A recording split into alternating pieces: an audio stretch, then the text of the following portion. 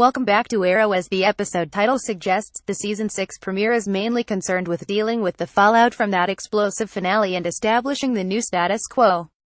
Thus, the premiere might not be the most exciting episode, but director James Bamford's kinetic direction makes the throat-clearing and table-setting more exciting and engaging than it would have been without it.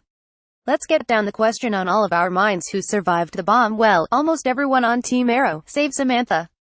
However, that doesn't mean that Team Arrow left lian without scars. Thea, who was found by Slade, is still in a coma 5 months later. Quentin is drowning under the guilt of having to kill evil Laurel before she could kill Dinah shortly after the explosion on the island, and be lying to the rest of the team that he and Dinah found evil Laurel dead beneath some rubble.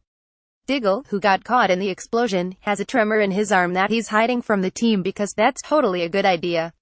Lying always works out for the best on this show. William is having nightmares and blames his mother's death on Oliver, with whom he now lives because Samantha asked Oliver to raise him. Felicity, Renee, who has new armor, and Curtis are fine. Season 5 was a big year for Oliver, who went through some growth and achieved a new level of mental clarity. When we meet up with him in the premiere, it's clear that he has not recovered from everything that happened on lian, but he doesn't spend the episode self-flagellating and brooding. He realizes he's doing his best. His best is feeding William Big Belly Burger for dinner and showing up to take him to school some mornings. The episode kicks off with an obviously awesome action sequence. Boy, does Bamford know how direct action scenes that sees Green Arrow take down a mad bomber type who threatens to blow up Star City with a missile. Luckily, Mr. Terrific's T-spheres are able to disarm the missile before it causes any real damage.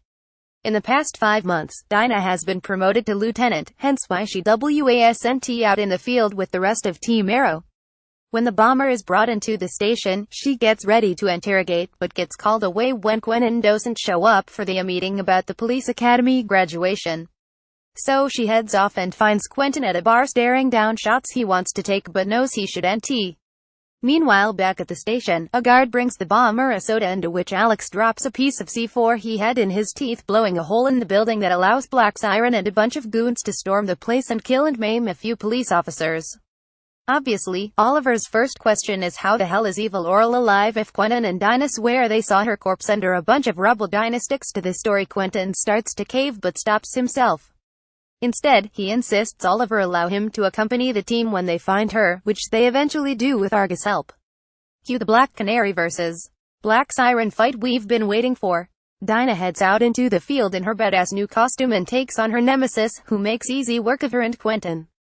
Meanwhile, the rest of Team Arrow trade blows with Black Siren's goons. Diggle tries to save Renee from one of the goons, but his hand starts trembling and he misses the shot. Renee falls off the bridge and crashes onto a car below, his lung collapsing in the process. Recap continues on the next page. Page 2. You'd think Diggle would realize now's the time to come clean to the team about his tremor, but he doesn't, because no matter how much things change on Arrow, some things stay the same, like everyone's first instinct being to lie to the people they're fighting alongside. Both Dinah and Diggle opt to track evil Laurel down instead of telling Oliver the truth.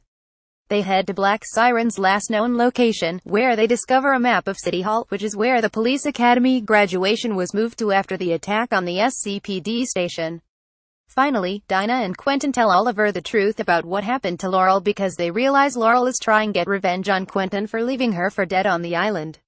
Now that they know Laurel's plan, they come up with one of their own.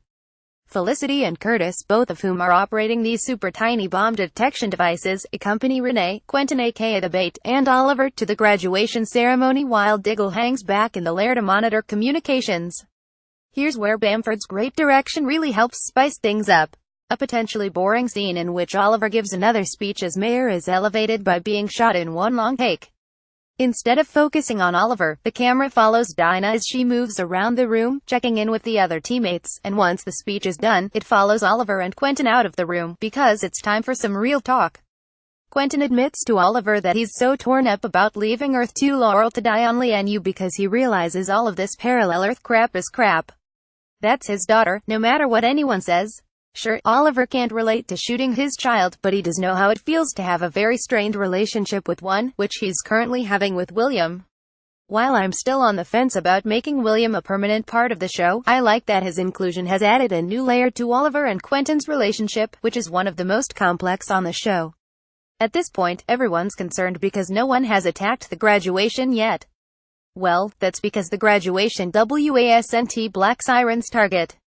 While most of Team Arrow is at City Hall, Black Siren and her goons launch an assault on the Arrow Cave, where a stage-fright-ridden Diggle is waiting. His tremor returns right as one of the goons is about to finish him off, but luckily the cavalry arrives in time to lend him a hand. Black Siren and Black Canary go head-to-head again, and it ends in yet another stalemate as Black Siren and Alex manage to escape. To be continued, says Black Siren as she leaves. On her way out, she comes face-to-face with Quentin and his gun. However, this time Quentin can't bring himself to pull the trigger. Black Siren taunts him for it, revealing that she would have shot him and left him for dead on Lian if their roles had been reversed. Oof. Cold. The next day, Oliver heads to the hospital to visit a recovering Renee, whom he gifts with a new custody hearing. Looks like Renee will get another shot at getting his daughter back. Then, he visits his comatose sister and runs into Slade, who drops by to thank Oliver for the information he gave him on his son. Slade is confident they'll be happily united, but Oliver isn't so sure given his recent struggles with William. Slade advises him to be patient and warns that one day he'll have to choose between the person people need him to be and the father his son needs him to be. And that day may come sooner than he thinks. That night, Oliver returns home and makes one more attempt to connect with William by apologizing for the role he played in his mother's death. He also offers to let William stay up late to watch the game tomorrow night. And that's what finally cracks William's icy exterior. Unfortunately, this small victory is blunted by a new setback. The media has gotten hold of a photo that shows Oliver in costume and without his mask.